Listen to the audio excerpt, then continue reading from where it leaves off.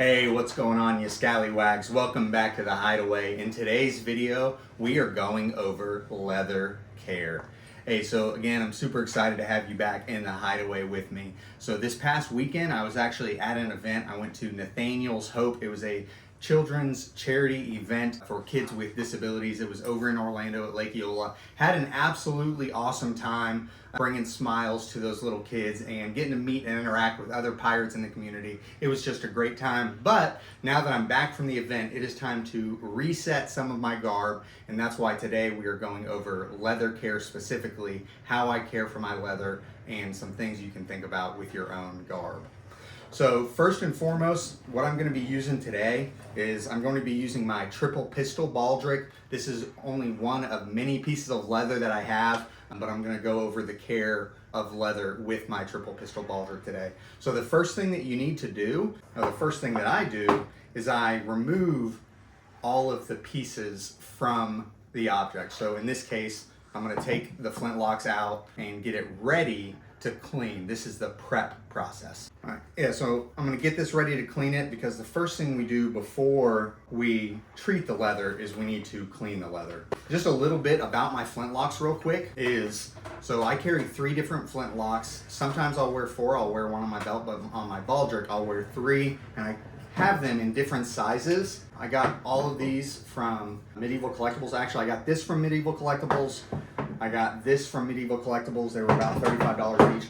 And like any proper pirate, I actually stole this one from my brother. So this one I didn't get from Medieval Collectibles. Like a good proper pirate, I stole this one. So I have 3 different sizes, and I'll wear those longest at my hip, the medium one in the second, and the shortest right here at my chest. So that is my triple pistol baldric. One other thing about this triple pistol baldric is when you're wearing it, the flintlocks can fall out if you lean forward or anything like that. So I added some leather strips through these grommets so that I could tie the flintlocks in place, which serves 2 functions. One, it keeps them piece tied if you're going to a Ren Fair or event, and the other thing is it keeps them in place. So, but because these are leather, this is something that I'm going to keep on here, and it's something that I'm cognizant of, something that I'm going to treat today.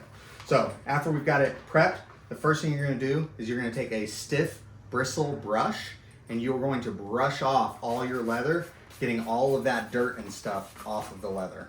So you're just going to do this, you're going to go all over, make sure you get a good brush for that. And I'm just going to go over, because this baldric is a circle, I'm just going to start at the bottom and I'm going to go all the way around, cleaning all of that stuff off. And then once I've made it through, because I'm going to treat the inside of the leather as well, I'm going to turn the baldric around, and then I'm going to clean off the inside as well. And again, this is just getting any of that dirt and debris off of your leather. All right, so once you have your leather gear cleaned, what you're gonna do to help waterproof, help extend the life, help bring some moisture back into it. If you've ever dealt with dry leather, you know that leather can rot and crack over time. But what we're gonna do now, this is the actual care of the leather that's going to keep it good for a long time to come.